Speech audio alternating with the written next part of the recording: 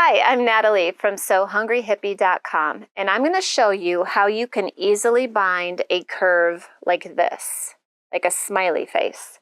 But I'm going to show you how easy it is to do the other way. Maybe Ramel knows convex versus concave. I forget every single time. Do you remember? Concave is a hill. So like this? Yes. Concave. Yeah. And this is convex? If you're wrong, Ramel, you're going to hear about it. I'm pretty sure I still remember my assignment. All right, so the first thing you want to do for these kind of curves, I really do recommend cutting your bias tape on, cutting your binding on the bias. If you don't want to make your own, I use bias tape by Wrights all the time. And I'm using an extra wide double fold. This is what I go to every single time. It's very easy to use. They make this on the bias, so doing curves is very easy. So this is what I do. I take it off the pack, and I'm just going to snip this down so it's easier for you to see. And I lay it on that curve.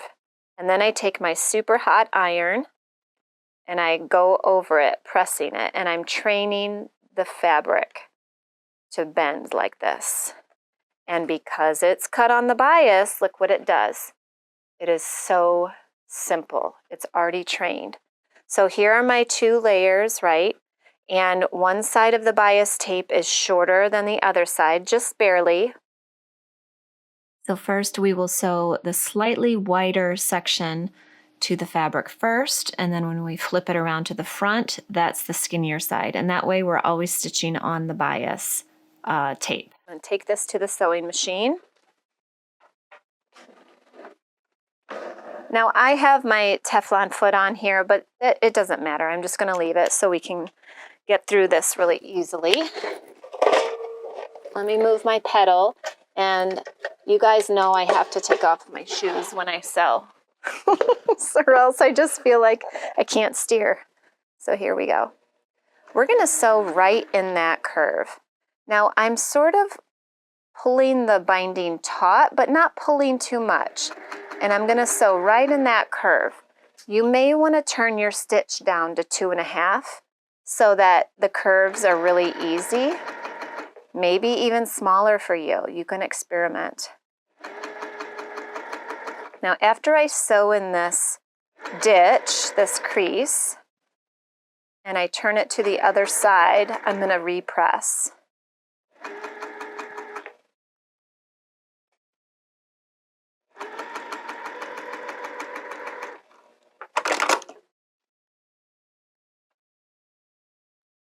So I have sewn down that curve. So now I'm going to bring it back over here. You don't need to snip anything. I'm going to press it. I'm turning it over to the front. And if you can scooch in there, if you can zoom in, Ramel, I'm pressing what I just sewed, all that seam allowance, up slightly. And I'm pulling the binding out of the way. And I'm going to come back in with the iron and just go over it lightly. Now, I'm folding down that lip of fabric and bringing the binding down like we do normally on a straight edge. And because this is the wider edge, it covers up that first row of stitching. And I'm going to sew all the way down this curve. Let's go to the machine and finish.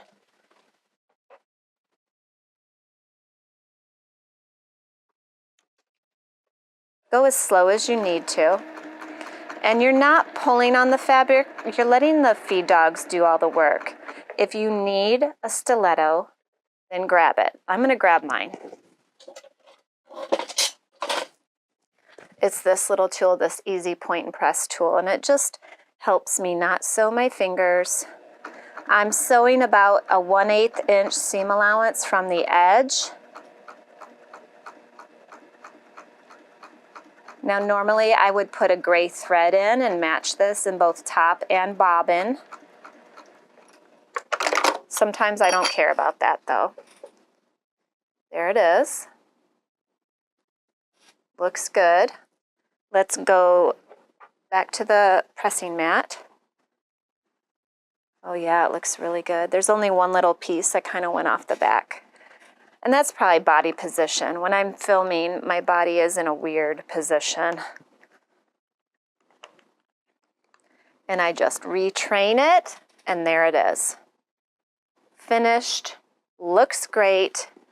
It looks professional-ish. This would probably be a pocket, so I would come in and trim this and then sew it to my garment. And there you have it. It's so, so simple. Let me move this over so you can see it against the green. There's the front. There's the back. If you have any questions, just comment, and as soon as I see your comment, I will answer the best I can. And if I don't know, then I'll try to find somebody who does. Let's now do a convex curve. So we just did a concave curve. Now let's do the other one. I'm going to cut that off. Let's do a curve like this. So I'm still going to use the pre-made Wrights bias tape. I love this stuff. It's amazing. I'm going to train it first. I always give myself a little bit extra to trim because I don't like running out. Running out is the pits. So give yourself a little extra length, just like you would a zipper when you're putting in a zipper that doesn't have zipper tabs anyways. Okay, so there it is. You just trained it. Huh? You just trained it? Yeah, I just trained it. I'm training the fabric, but that's an essential step.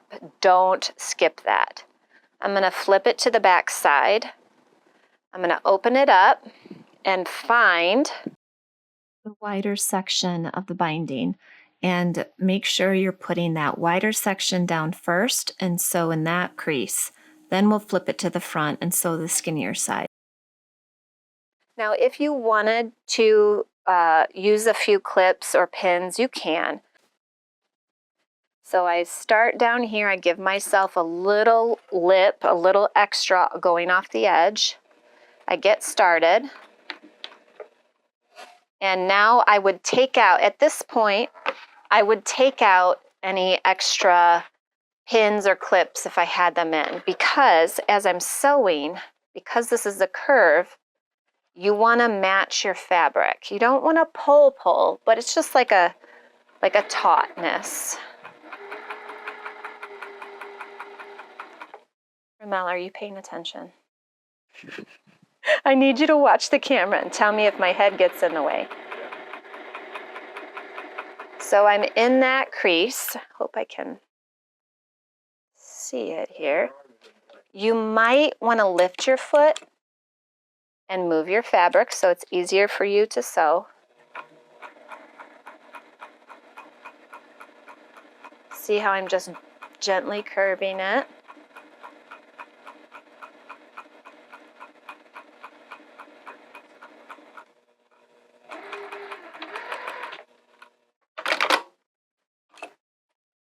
So this is how it looks. Now we're going to take it to the ironing station, and I like to press it up. We press the seam allowance up, and then you can catch the edges usually with that little lip of bias binding, and then gently ease it over. Now we're definitely going to have to press this.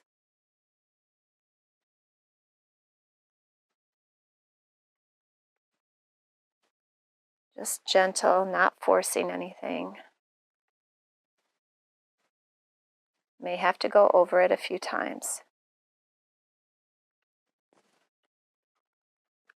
This is a really tight curve. So usually when you're doing this, it wouldn't be such a tight curve, but I wanted to show you it can be done. Okay. Now we're coming back over here.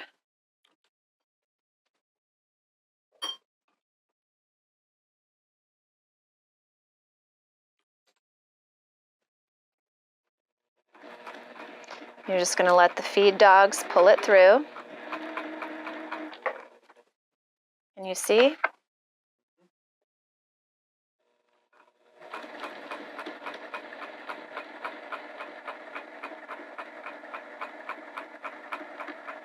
One-eighth inch from the edge. If you're not 1/8, don't worry about it. Nobody's going to notice that. Just keep going. Keep practicing.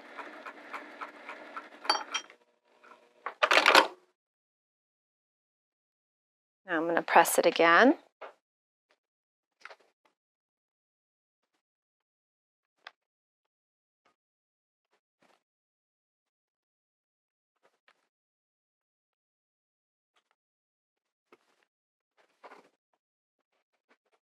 And then trim off the excess.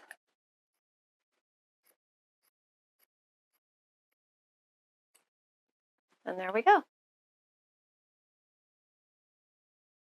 Just keep practicing this. And don't get it in your head that curves are difficult. They're not. You might have to practice a little bit more with curves, but that's totally normal and okay. Do not get it in your head that they're hard, because they're not. It's like anything. Riding a bike is hard, but you went for it, you tried it, and then once you could keep your balance, you're like, this isn't hard at all. And I say that because so often we talk ourselves out of doing things because of the fear of failure. And I would argue that if you're not failing, you're not trying hard enough.